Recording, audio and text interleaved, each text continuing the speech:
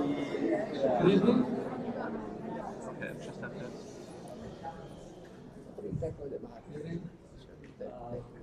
It is obviously very nice to see how many people come out to honor a man who has been with us for 25 years.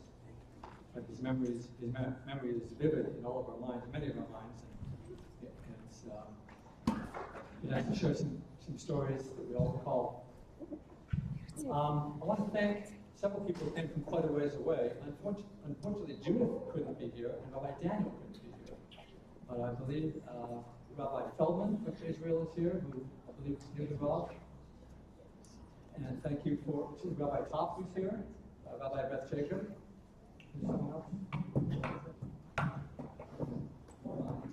And of course, I want to thank a number of people who helped put this together. Mark Abraham carried a lot of weight. And David Lapin and Selwyn Gerber. So that, and there were more people than we even expected. By way of introduction, I want to take advantage of my moments up here to recall several things about the Rav that point to one theme in particular, and that is his relationship with the non-Jewish world.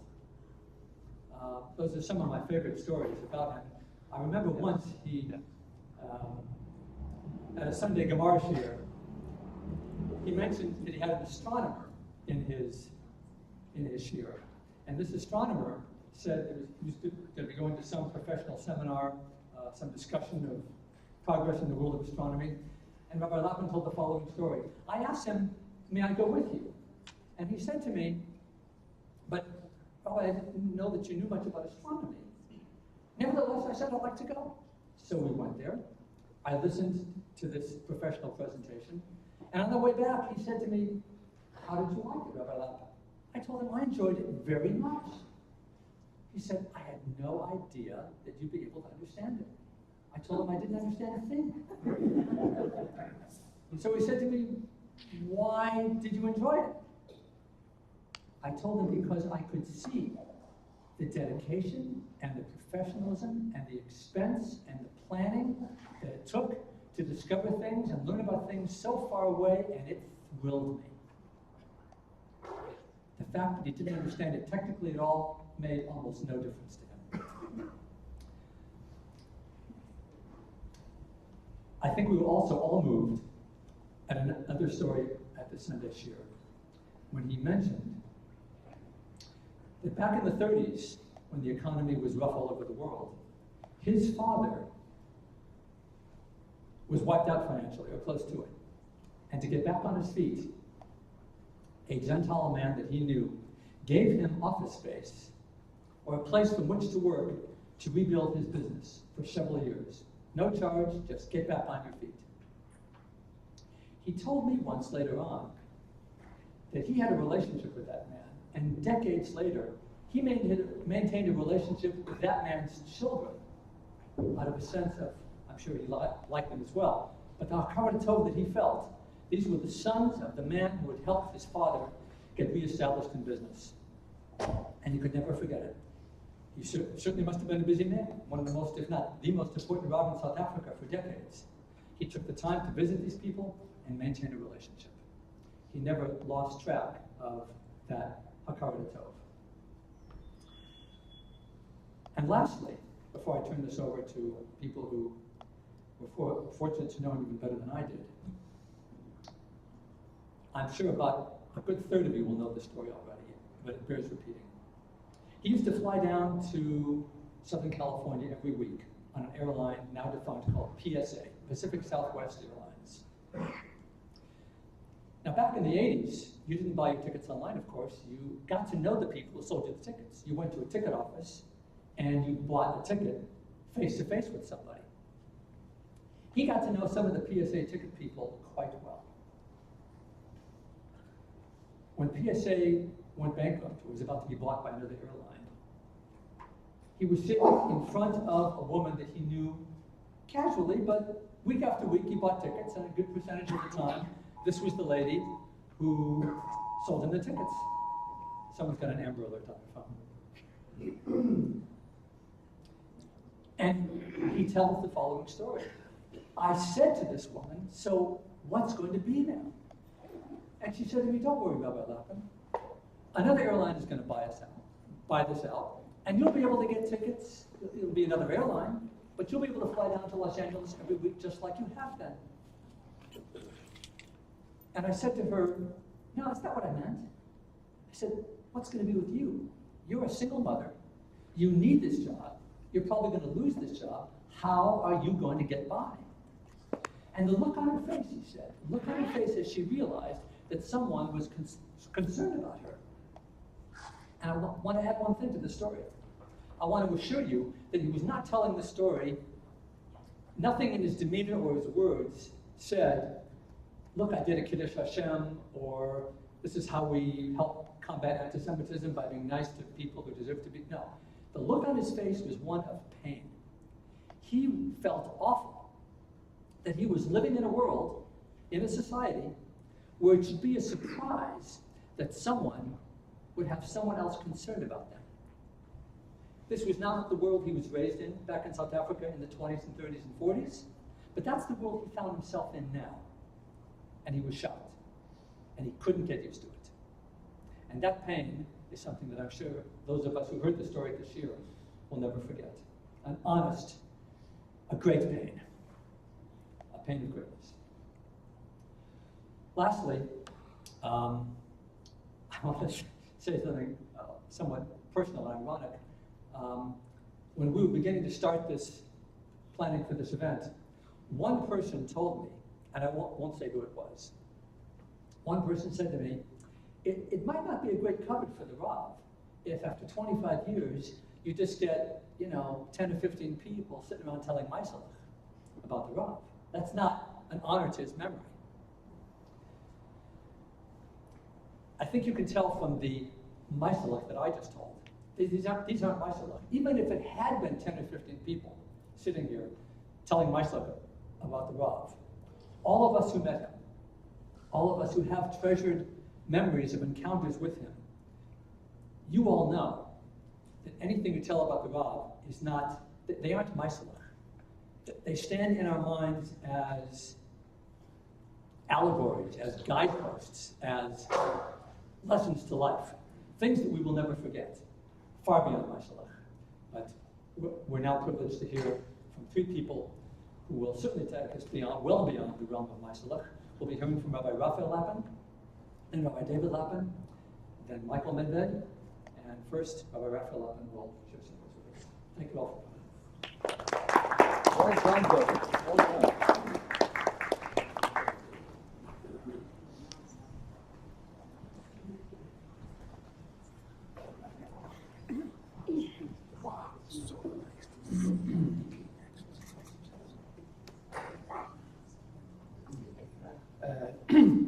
David very graciously mentioned, without mentioning any names, about a certain naysayer who was concerned that there wouldn't be much of a turnout this evening. I've been known to be a little bit of a skeptic on occasion. And I've got to confess that the person that he was talking about was in fact me. And I'm not proud to acknowledge or to admit, but I feel that it's my duty to do so. And I'm overwhelmed by this turnout, and it has certainly cured me of my skepticism, at least for this evening.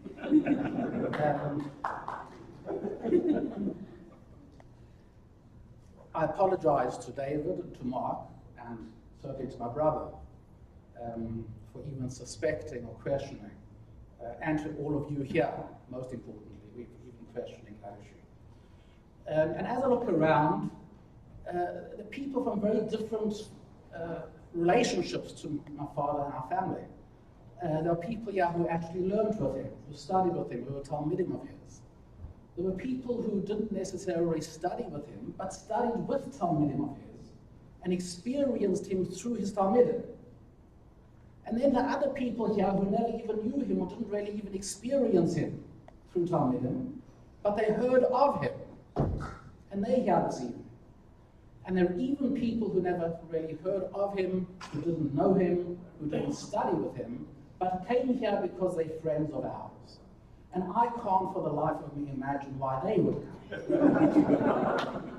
But I do hope that they see some redeeming qualities in us that they quite rightly attribute to my father, and that might be the reason that they decided to come. The theme of this evening is, what would my father think? I really don't know what my father would think.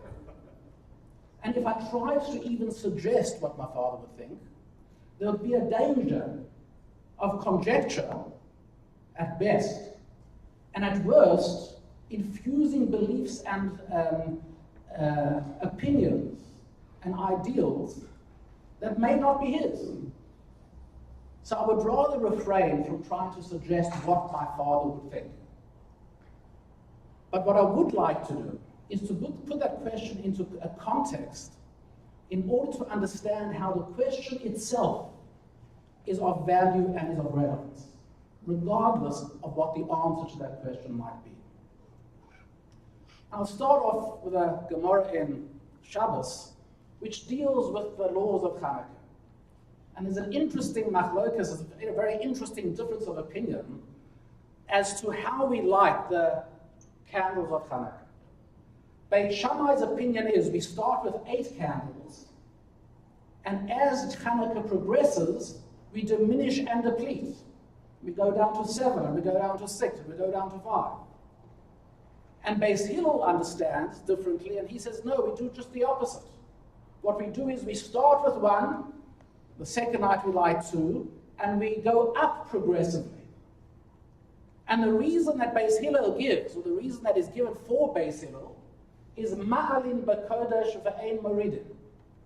That when we are moving in a progression, we move upwards in our holiness, we don't move downwards. And the Maharal explains that's not referring to the candles of Hanukkah, that's referring to the person himself. The ma'alin b'kodesh v'ein moridin is referring to the individual himself, that as Hanukkah progresses, and as each day goes by and he gets a deeper understanding and a deeper appreciation of the miracle of Hanukkah, he himself becomes elevated, he himself grows, he himself expands. And that's the Ma'alin B'Kodesh V'Ein Moridin, and we light the Hanukkah candles to reflect that Ma'alin B'Kodesh V'Ein Moridin. And so too, we have 2 kinds of personalities. We have the Beis Shammai personality, the Holech Upoiches. That's the personality who, as he progresses, he contains himself, he limits himself, he contracts himself. That's the Holech Upoiches. As he progresses, he diminishes. As Beis Shammai says, we light downwards, Holech Upoiches. And then we have the Beis Hillel personality, which is the Holech Umoisif. He's the personality who, as he progresses, he adds, he builds, and he expands. So there's a personality of contraction, the Holech Upoiches, and there's a personality of expansion, the Holech Umoisif. 2 distinct, different kinds of personalities and even cultures and societies. So if we have to choose which philosophy to adopt, which way of life do we adopt? Do we adopt the Holech Upoiches? Do we adopt the, as we progress, make sure to contain ourselves, to limit ourselves? Or do we adopt the Holech Umoisif and we allow ourselves to just expand with reckless abandon? And one can make arguments for either one. The Holech Upoiches, the diminishing and contracting, we sacrifice the richness of life. The Holech Umoisif, expansion with reckless abandon, can become destructive. Hitler may have been the greatest paradigm of destructive Holech Umoisif. So which do we choose? Which is the correct approach? The Holech Umoisif or the Holech Upoiches?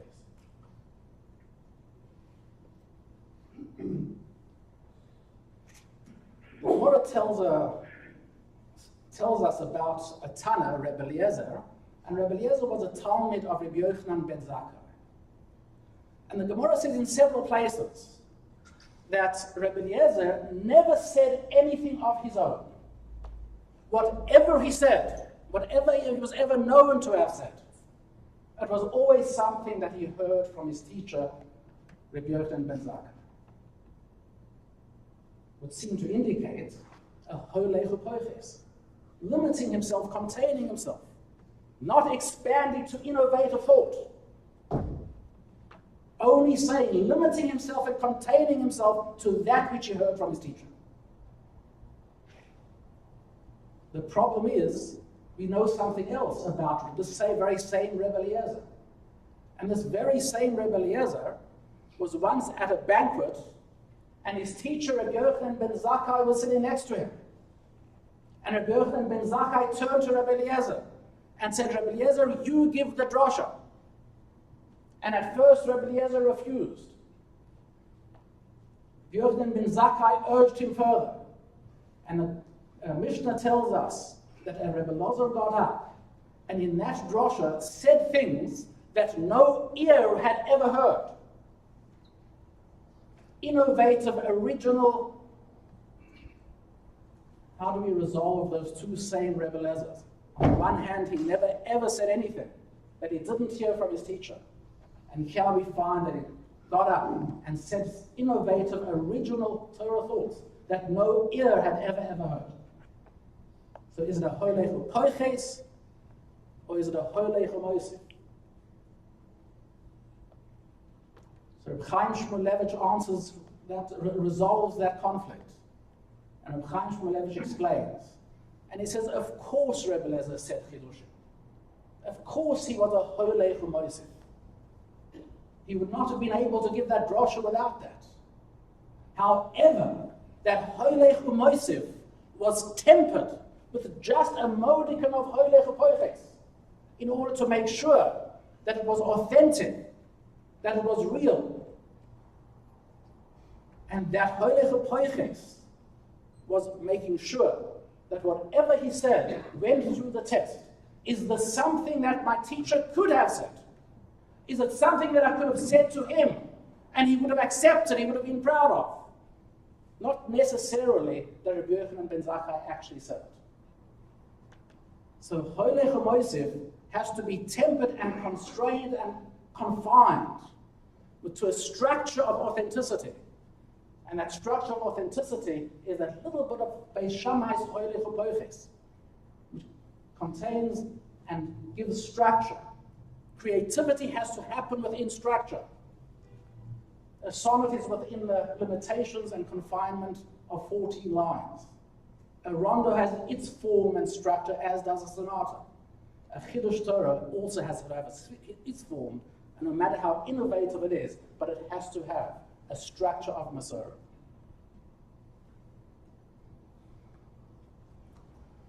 My father had a very similar story with himself. And he was once, on Shabbat afternoon in Telz, Lithuania, the Telzer Rav, Rabbi Yitzchak Bloch, used to invite some of the Talmidei Yeshiva into his private study to talk about thoughts of Torah with them. And the question came up during this particular session that when Hashem told Moshe to hit the water for the first plague, he refused. He didn't want to do it. And the reason he didn't want to do it was because of Hakoras HaTov. He was saved through the water. And the Telzer Rav asked the question, how can Hakoras HaTov relate to water? Water doesn't feel, it doesn't know, it's not aware. How can there be Hakoras HaTov to water?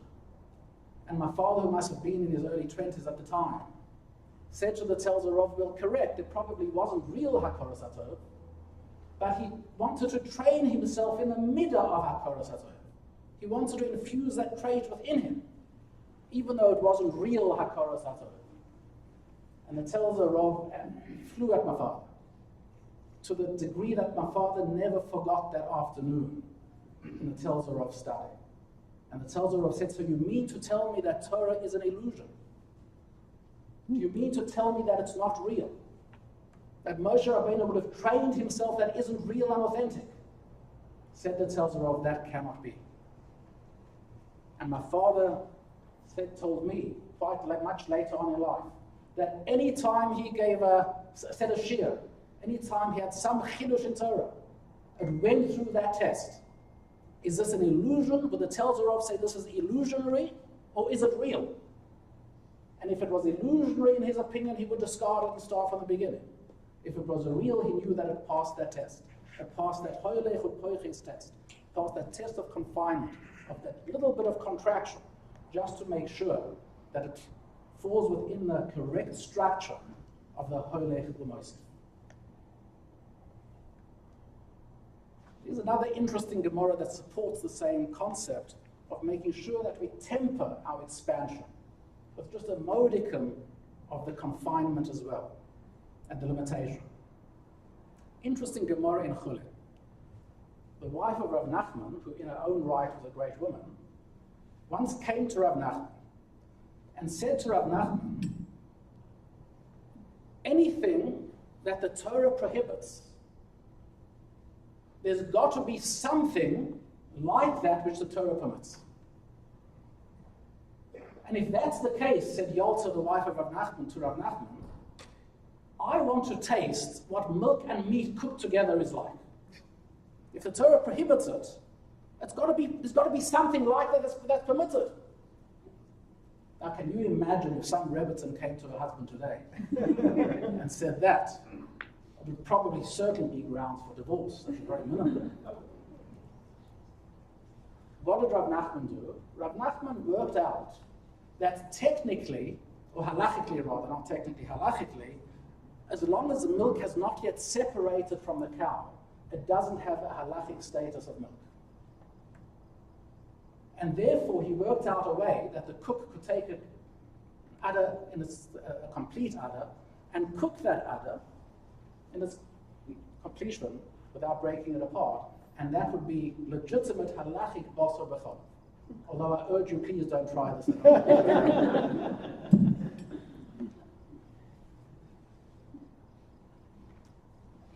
The difficulty in that piece of Gemara is that the wife of Rav Nachman took on an assumption without any proof whatsoever.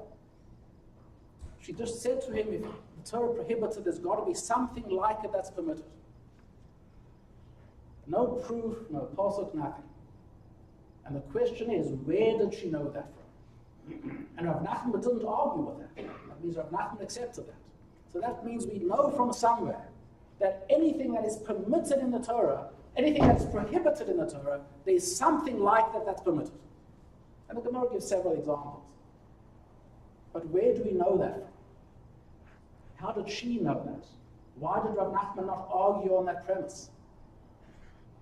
Says the Maharal, because we have to understand the relationship between Isur and Heter. We have to understand the relationship between that the Torah prohibits and that the Torah permits. And he says prohibitions are not ends in themselves. The reason that the Torah prohibits something is because it's coming to regulate something that is permitted. And the example that I always give is, for most of you here in this room, it's not necessary for you to know the federal aviation regulations because you don't have a license to fly. You don't need to regulate any license because you don't have it. But I, who have a license, need to have a working knowledge of those regulations because it regulates my license. Says the Maharal that prohibitions in the Torah are there for no other reason than to regulate that which is permitted.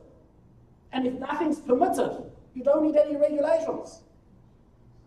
So that's where Rav Nachman's wife knew from, that if the Torah prohibits it, it means it's coming to regulate license. If the Torah says don't eat milk and meat, it means it's coming to regulate license where you can eat milk and meat. Said Rav Nachman's wife, I want to know where that is. And taste that and try that out. So again we have the concept of the Hoylech U'Mosif, the expansion of Heter, all that is allowed to us, regulated by the Hoylech U'Poiches, by the straight, narrow halacha, regulating that which is permitted to us.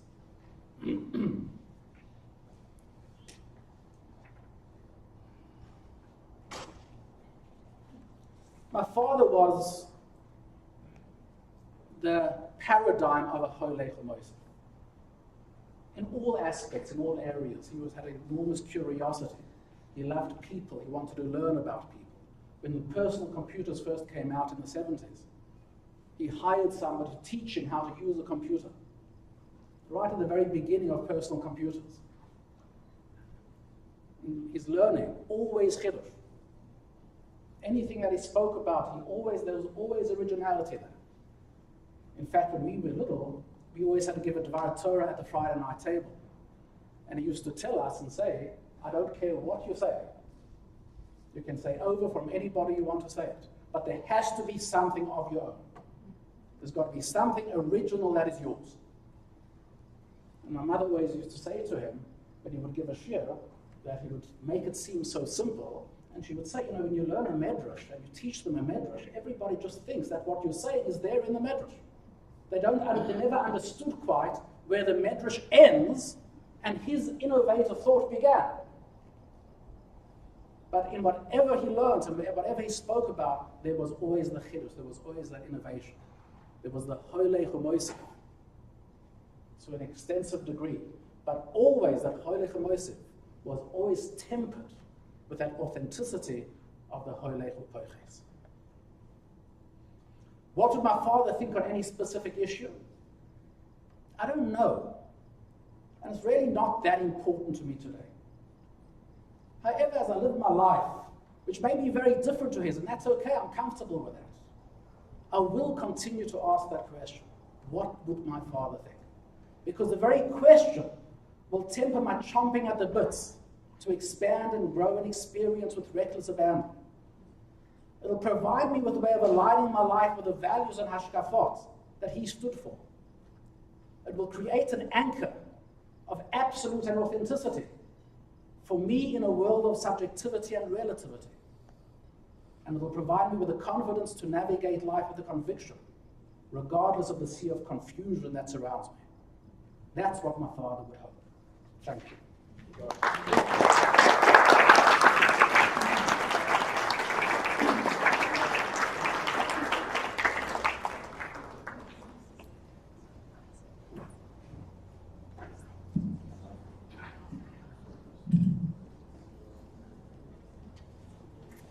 Good evening to all, and once again, my thank you to the people who made this possible this evening. Mark Abram, David Altshuler, someone Gerber, I think is watching on live stream. Thanks to the Rabbi who've honored us and my father by being present, even though some did not know him personally.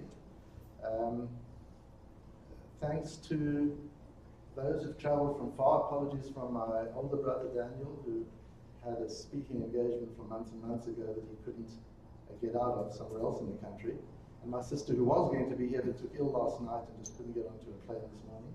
So apologies from both of them. And thanks to those for all of you who've made the effort to come. But particularly to those who've traveled a long way to be here today, and particularly to Michael Medved, who's given of his valuable time to come and join us. And be one of the people on the panel. Look forward to listening to him. I don't think that Michael is likely to recall the first time we met, which was back in the late 70s. And he certainly won't remember what we talked about. But I do remember what we talked about. And one of the things was we asked the question, what makes a work of art a classic, other than its endurance? Do you have to wait 300 years before you know it's a classic? Or is there a way to know it's a classic right up front when it's created? And how would you know? And we didn't resolve it that night. We talked a long time, we didn't resolve it. And I've been thinking about it for the last 40 years. And I think I have a resolution on it. It was worth coming down even to hear my attempt at answering that.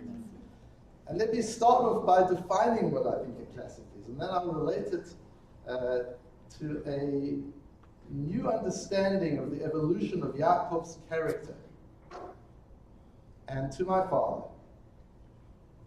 I believe a classic is a work, as Rabbi Maskin, thank you to Choshev Rabbonim from Los Angeles, Rabbi Maskin from Century City, and top the Moradasra of this shul.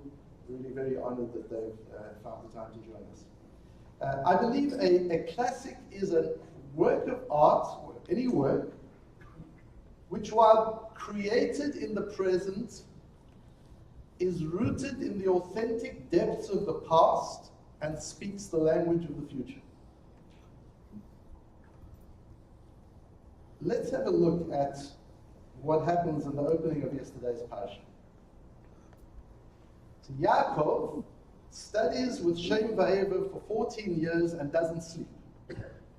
Later he works for his uncle as a manager, as the CEO of his business, and for another 14 years he doesn't sleep. One night he chooses to sleep when he's at the Beis HaMikdash, when he's in the holiest spot on the earth. He falls asleep. And the Lubavitcher Rebbe asks that question and says, come on, you know how to cope without sleep. You've done it for the last 14 years. Do you have to sleep there? And Yaakov himself wakes up and he's terribly distraught. How could I have fallen asleep in this place? This is Hashem is present here, Va'anochi lo yadati, and I didn't know. And the Lubavitcher Rebbe says, you're quite right to have been distraught. What right did you have to fall asleep?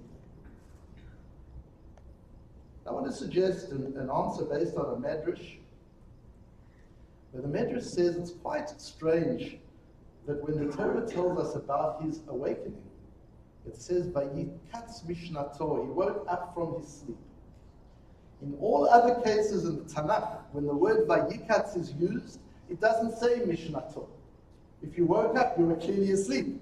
You don't have to say you woke up from your sleep. If you woke up, then it was clearly from your sleep. What else would you do? Says the Medrash, read that not mishnato from his sleep, but mishnato from his studies. He woke up from his studies. The Balaturim says that means he was studying all day and then he kind of drifted off to sleep at night with his head still in his studies. No, says the Matnas Kubina on the Medrash Rabbi. It means he didn't fall asleep at all. Vayikatz mishnato, not mishnato, not mishnato. He didn't awake from sleep. We're specifically told he awoke from the learning. He didn't fall asleep at all, which answers the Lubavitcher Rebbe's question. He didn't sleep there. He didn't sleep the previous 14 years. He didn't sleep the following 14 years. And he didn't sleep that night either. Question though then is, so what is he so upset about? You didn't sleep. You were awake. You were alert. You were there to greet God, to get the prophecy. He was distraught that he didn't notice the sun setting 2 hours early. Told that was a miracle. The sun set early and he had to stop. The sun set early so that he would stop. And he didn't notice. He didn't notice that sunset was 2 hours earlier than it's supposed to be. And what difference would it have made had he noticed it? He would have prepared himself for the prophecy. We're told much later on that the difference between God's appearance to Jewish prophets and God's appearance to the idolatrous prophets of the time is that he appeared to the idolatrous prophets just by chance. He happened to them by Yikah. He chances upon them. Whereas to the prophets of the Torah, Vayikra, he calls them. He invites them to an audience. He gives them a moment to prepare themselves. And here too, Hashem called Yaakov. He called him with the early setting sun, expecting Yaakov to say, oh my goodness, a miracle. The sun is setting 2 hours early. Clearly God wants me to stop here because something's going to happen. So I should prepare myself. No, Yaakov doesn't even notice the sun setting. He's an absent-minded Ish Tam Yoshev Ohalim. He's a dedicated scholar, sits in his learning, and he doesn't notice the time of sunset. But when he wakes up, he realizes what that absent-mindedness cost him. It cost him the moment of preparation in order to get ready for the moment of prophecy. But what's even more important is at that time, a transformation in Yaakov's character takes place, a transformation in his personality. Because this Ish Tam Yoshev Ohalim, this Yeshiva Boch, this Talmid Chacham, sits in the base of Medrash all day. That's what he does. We never find him engaging with the world. He deceives his father at the insistence of his mother. It's not even part of his character. And in the very next scene, after the dream, he comes to the well, and he notices the shepherds, and he sees the sheep, and he sees there's a heavy stone on the well, and that they're waiting for everybody to gather around. He's noticing things, and he engages in conversation with them. Hello, my brothers. Do you happen to know Lapin? Where do you come from? He gets into conversation. He becomes quite social. And then he sees Rachel coming down, and he engages with Rachel. All of a sudden, the yeshiva bocher is able to engage with real life. Because he realizes when he woke up from the dream that you have no right to be so entranced in your learning that you lose touch with reality. You can do that after life. But when you're alive on this world, you're in reality. And you're in reality even at the moments of your deepest learning. You don't lose touch with the world around you. And he learned that when he woke up that morning. He learned that through the failure. Sometimes we learn from failure. He learned through the failure of missing the miracle of the early sunset. And he realized, I need to be a person who is entitled not only to Tala Shamayim, not only to the dew that comes from heaven, but also Mishmanei Haaretz, the very bracha that his father Yitzchak gave him. You need to be a man of both worlds. You need to be able to relate to Shamayim, and you need to be able to relate to Haaretz at the same time, simultaneously. And his father said to him, Hakol kol Yaakov, hayadayim yedei Esav. You've got to be a person who retains the inner voice of Yaakov, but has the hands of a businessman, who's able to work with the world and engage in the world and interact with the world. And he realized he's got to be like the angels who not only go up the ladder, they come down again. They don't stay in Shemayim. There's an energy, there's an oscillation backwards and forwards between Shemayim and Haaretz, between heaven and earth. And that's the place of the Jew. The Jew's place is neither in heaven nor on earth. The Jew's place is in constant, vibrant oscillation, where it seems as if he's in both places simultaneously. That's what the Jew is. And Yaakov realizes that he needs to live in the present and be rooted in the authentic depths of the past, but speak the language of the future. Yaakov was a classic. And that perhaps was one of the greatest strengths of my father, and seen by some to be a weakness. Because for those who lived in heaven, they couldn't understand what my father was doing down on earth. And for those who were on earth, they couldn't understand why he was in heaven. Very few people understood the oscillation. Very few people understood how he could appreciate and love art and literature and people, and as you heard earlier, astronomy and computers, anything that was going on. And he would have been thrilled with the development of the world, with the excitement of the world, the innovation of the world. He would have been disturbed with by aspects of it, but he would have been thrilled by all of that excitement and would have engaged in it. But in the very Haredi world, there would be people who would look at him and not really understand why he would even be interested in those things. And then there would be people in the secular world, more modern people, secular people, non-Jewish people, who would sometimes find him a little lofty, a little bit in Shemayim. And which was he? Was he in Shemayim or was he in Haaretz? He was in both. And he was truly a person who was steeped, who lived in the present, but was steeped in the authentic depths of the past and spoke the language of the future. And that being steeped in the authentic past, it's interesting, often when people talk about my father, they talk about his studying with his uncle, Rabbi Lapin, his teachers, the Talzerov and others.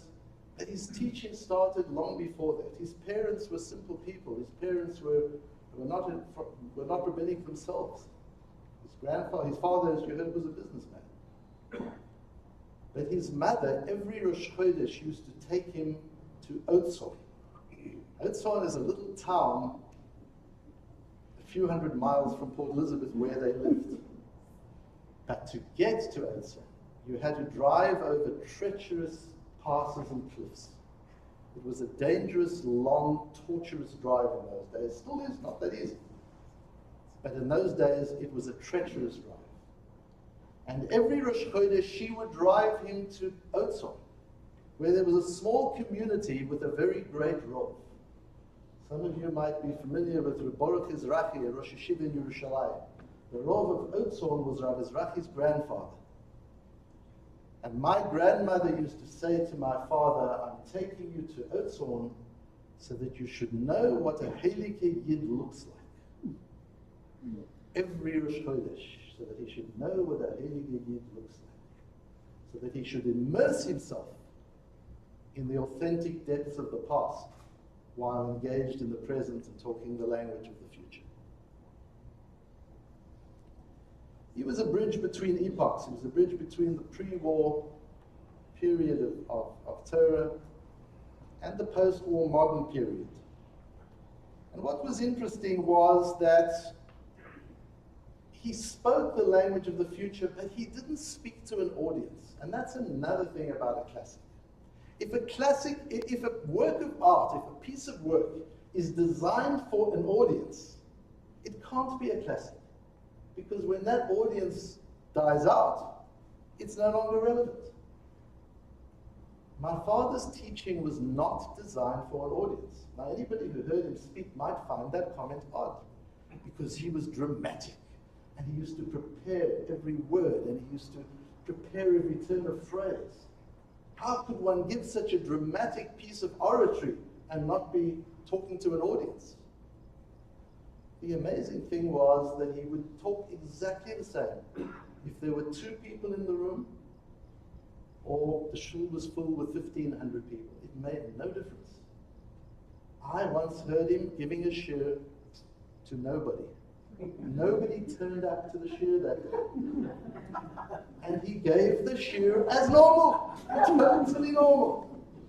And I remember visiting him the first time in San Jose. It was supposed to be a retirement job, and yet I was heartbroken when I saw this man, my father, who I'd only seen in the pulpit of large shuls with hundreds and hundreds of people filling the shuls, addressing thousands of people, giving shirim to roomfuls of people with others standing outside. Coming to San Jose and seeing him with a shul of barely a million. And it took a while to build up. Eventually he built it into a thriving community. But it wasn't that in the beginning. And I remember being heartbroken. And he would give his shiurim and he would give his droshes exactly the same as he would do in the Garden Synagogue in South Africa with 1,500 people present. He spoke with the same style, there was the same preparation, the same perfection in his delivery, the same depth of intellect and thought. It just made no difference. Because he wasn't designing his words for an audience. He was expressing the words of Torah for whoever wanted to hear it, or nobody, it doesn't matter. He was expressing the authentic words of Torah. The Gemara says that Godol ha'oine omen yoser min ha'mavorech. Morin brachas. One who answers amen is doing something more important than the person who makes the bracha to which you're saying amen. Why is that? Bracha surely is the main part, and amen is just amen. No, says the Gemara. Saying amen is more valuable than the bracha. And the tells a Rov, my father's teacher's father, teacher's teacher, says because when you make a bracha, you've got an audience. You're waiting for people to say amen. And in the audience, in the knowledge that there's an audience, there's a touch of ego. And that pollutes the purity of intent. Just a little bit. But the person saying amen, there's no audience. You're merely affirming something somebody else has said. And you're affirming it. Nobody has to hear your amen. That's said quietly. The bracha is said loudly so that others can say amen. And the amen is said silently. The Tells Rov explains the amen is more valuable than the bracha because it has no audience. You're saying it only for God, for nobody else. And that's something that we felt with my father. He was talking for God. People could hear, people could listen. But he was talking for Hashem, he was talking the Torah, the audience was irrelevant.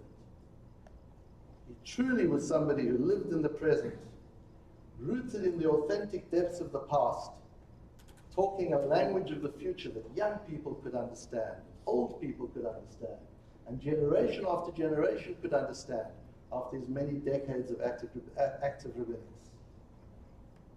He was a classic.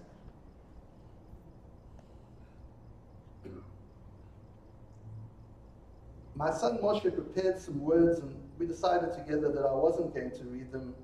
It's a very complex thesis, so I thought late at night, not really the time, but I do want to read the last few paragraphs because they sum up fortuitously what I've been talking about.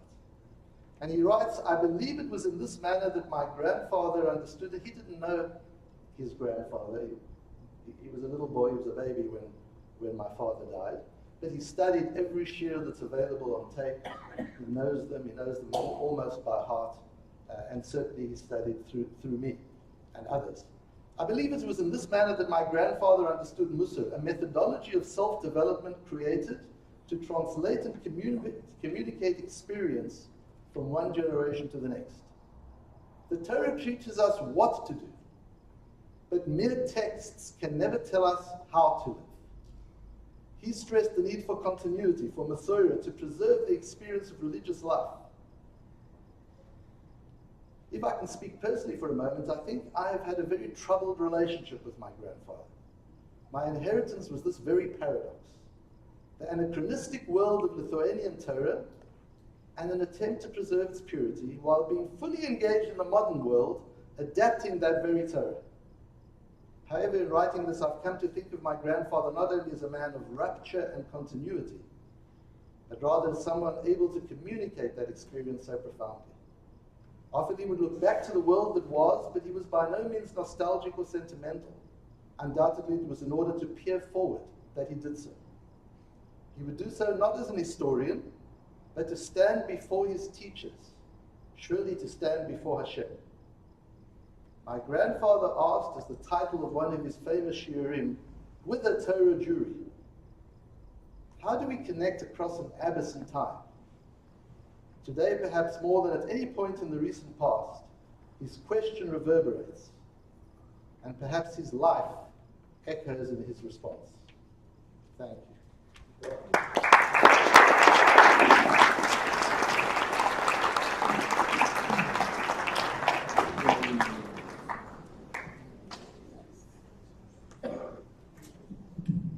It's a privilege to come here and hear these wonderful shiurim from both Rabbis Lapin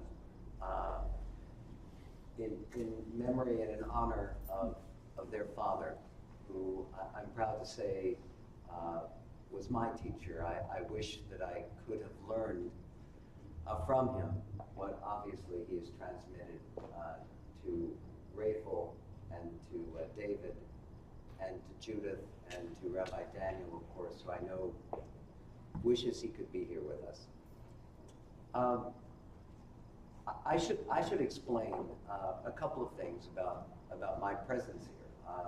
I flew down from Seattle this afternoon. My plane arrived around 3 o'clock.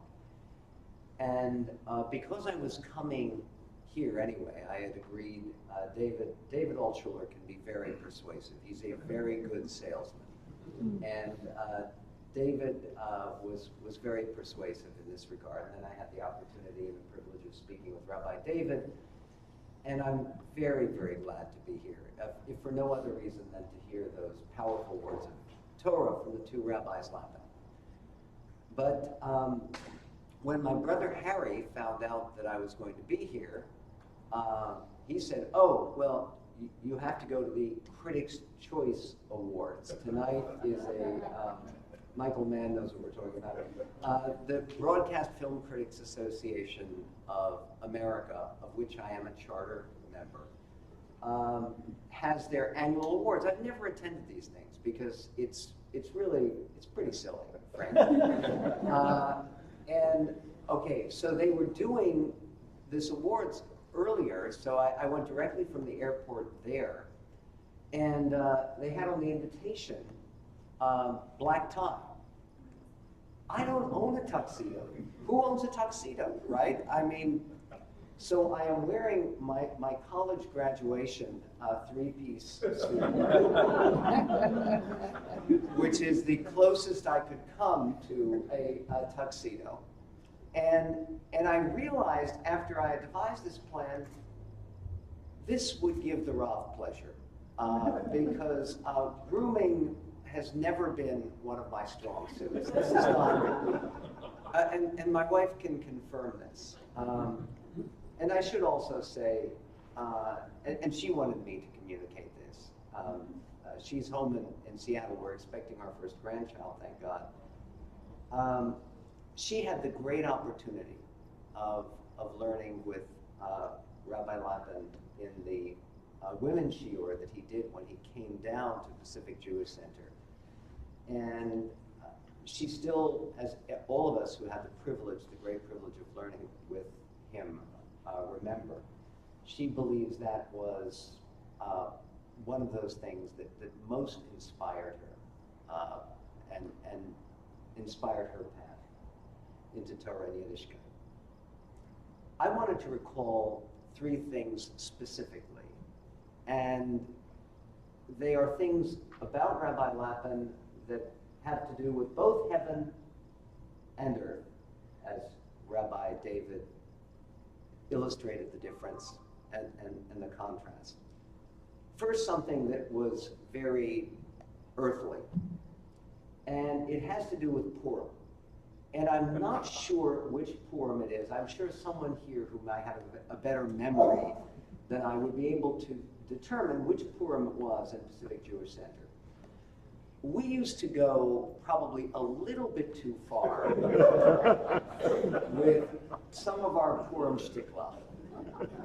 And one year, there was a certain member of the community, with whom I'm still in touch, who currently resides in Dallas, Texas,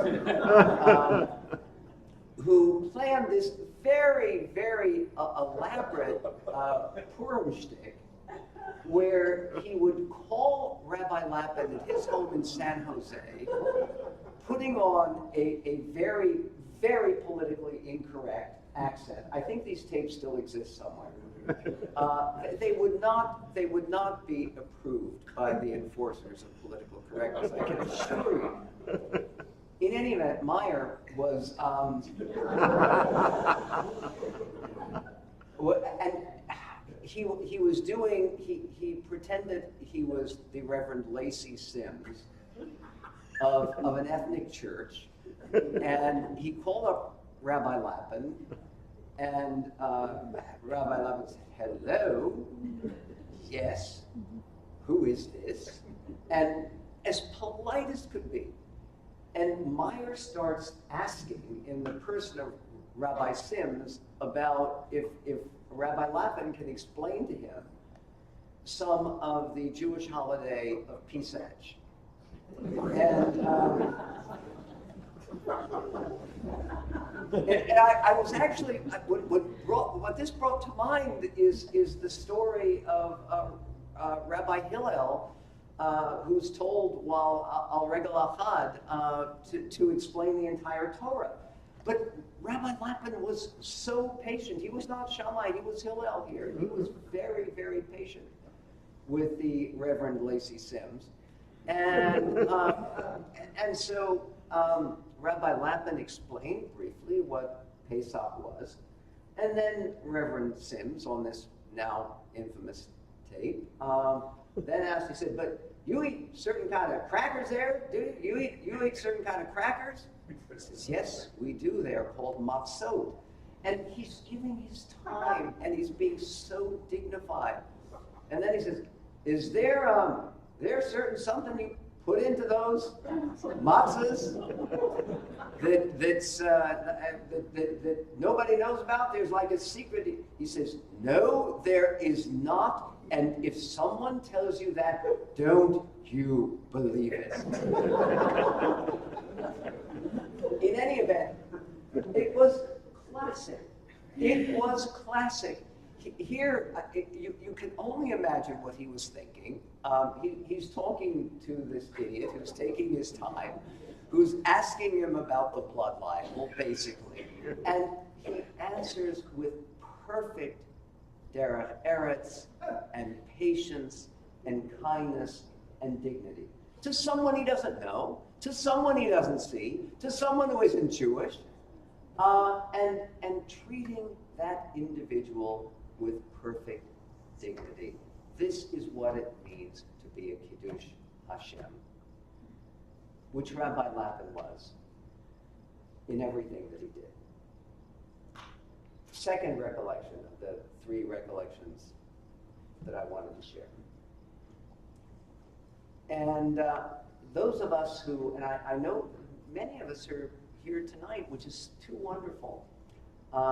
Remember the Sunday night Gemara Shiur, where we would meet. Sometimes we actually met in the property where my father had my late father had his former company at Merritt. And we would meet there, and the shiur was too wonderful. It made Gemara exciting. And I know we're supposed to say Gemara is always exciting. It's not always exciting. This was consistently exciting. And the most exciting part, the favorite part, is very often there would be a few vortlach at the beginning where we'd go for a break, and then Rabbi Lapin would come back. And I remember one story in particular that he told that came to me very recently with tremendous force. And I can almost remember, I could almost hear him saying it, and I could almost feel the story. He talked about a bracha, and he had stopped, he was resuming the shiur, and he was taking a sip of water. And he said the bracha with great stentorian force, enunciating every syllable, and then we had the great virtue of saying, Amen. And then he explained something about the bracha. He said, you know, I had never fully understood the importance of this bracha.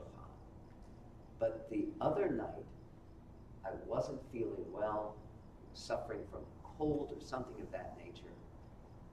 And he said, and my throat was parched, and I got up, and it was the middle of the night, and I went to the kitchen, and I got a glass, put the faucet on from the glass, and I could feel the water inside the glass, inside my hand, and I held it in front of me, and I thought, I am going to drink this water, it's going to make me feel so much better. And he said the bracha with kavanah, he said it there, he said, and then he drank the water, and no water had ever tasted so good. No water had ever tasted so good. I thought of that recently, as most of you know, I was diagnosed with cancer in December of 2014. And throat cancer, right? What else would a radio host get? It was one of those things, one of the hardest things about being sick was not just the inability to talk, though that's hard, particularly in my line of work, but was the inability to swallow. And you know, it's feeding tubes, and it's this stuff people go through. And I remember what a gift it was after I came home, and I could get up in the middle of the night and get a glass of water. And I remember the first time I did it after I got home, and I was authorized to actually try to swallow, because swallowing wasn't initially easy. And I thought of Rabbi, and I thought, what a profound thing. This water is life. It's Torah. And I remembered the dignity with which he communicated the idea. Yes, this is precious. And you say every word, Baruch Atah Hashem. And I remember that little vort he gave in the midst of the Gemara Shiur so long ago. And then there is another word, and I heard him say this more than once, I think more than twice, frankly. But I would be very surprised if there aren't people sitting here tonight who cherish the same lesson, because it's one of the most profound but simple lessons I've ever received from anyone. Is he was making the point, and as I say, I've heard him do it more than once, making the point that thank you for everything is thank you for nothing. Can we have a show of hands? How many people remember? Okay. Right. It's such an important point. And it's the point that I want to close with here tonight. Because the point that Rabbi Lapin was making is when you say thank you for everything, you're sort of saying, yeah, okay, great. Thanks for everything. Right. What are you thanking people for? Thank you for the care with which you set the table and the beautiful table arrangements. Thank you for the fine wines that you were able to share at this Shabbos meal. Thank you for those delicious appetizers, and then you recall what the appetizers were. You enumerate everything for which you have to be thankful. That's the way you appreciate it. That's the way you show hakarat hatov. That's the way that you recognize what you've been given. So in that spirit, let me say to the memory of Rabbi Lapin, Zecher Tzadik Livracha, thank you for your dignity and for your role as a Kiddush Hashem as much as anyone I've ever known. Someone who always made Torah and made Am Yisrael and made Yiddishkeit look not just good, but great. Big. Nothing small about it. Nothing cringing about it. Great. And thank you, Rob, for your sense of humor. I was talking to David in the car on the way over here from the Critics' Choice Awards, which was notably lacking in any real sense of humor. But Rabbi Lapin had the most infectious laugh. It wasn't a guffaw, though. He would shake his head and he would be so enormously amused. And the joy with which he would watch grandchildren, with which he would enjoy company, the laughter, the pleasure in every little thing that he experienced was infectious.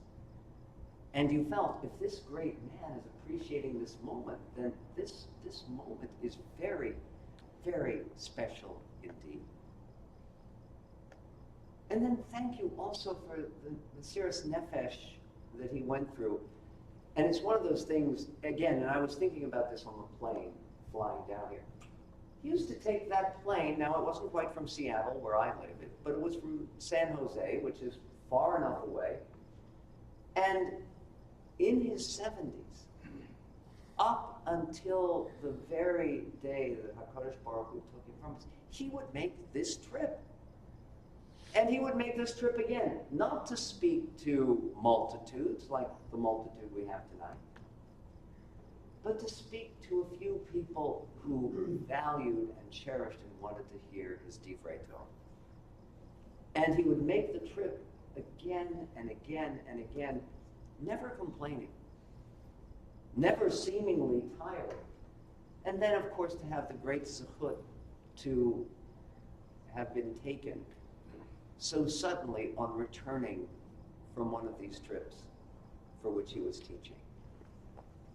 But how important to say thank you, to show appreciation for the effort that took for someone in that situation of life, to give so much here, to give so much to all of us.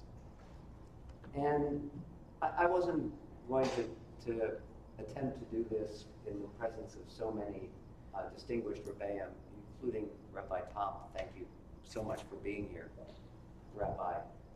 And both Rabbis Lapin who are here, and the other Rabbi and the other Torah leaders who are here. But I will anyway, because it's so incredibly pertinent. I heard concerning the Parsha this week a very strong word, I thought. And it's something that the Khatam Sofer brought down. And it's powerful to me, because it asks an obvious question.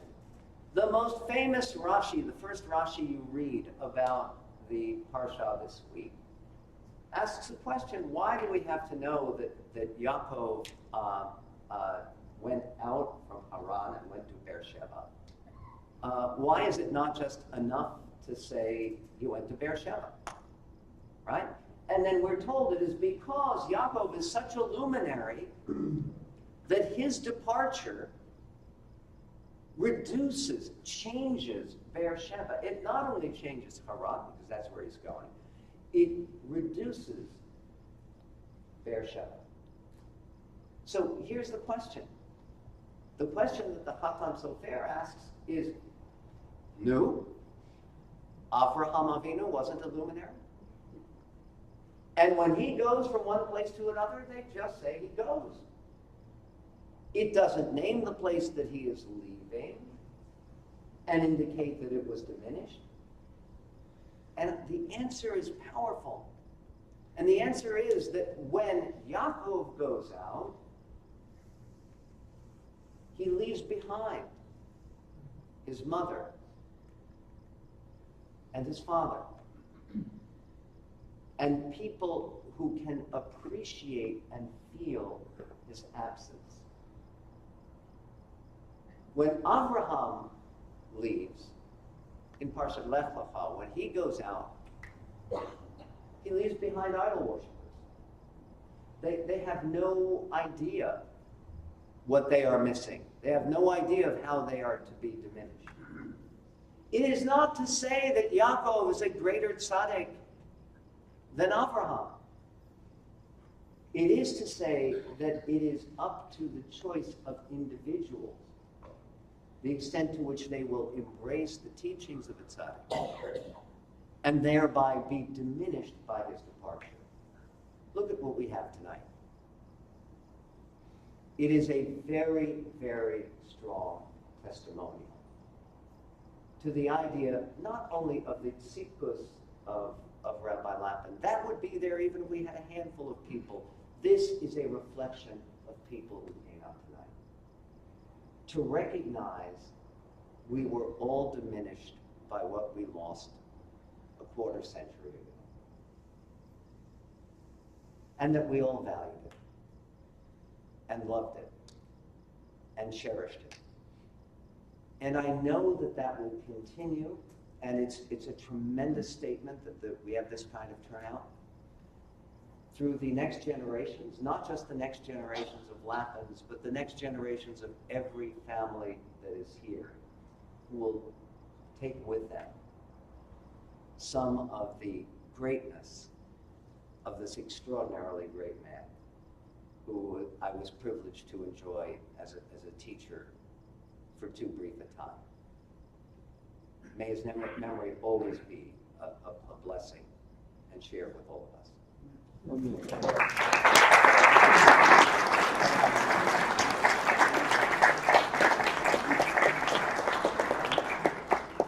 you so much, Michael, for for not just coming, but for bringing such inspiring words to us. Appreciate that so much. And thank you to each one of you who made the effort. I know how busy people are, and nobody finds it easy to give an evening up.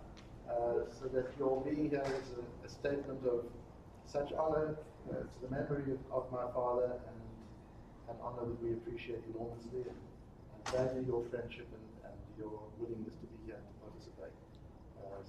May his memory be a blessing to all of us who made the effort of remembering him and honoring him you all well.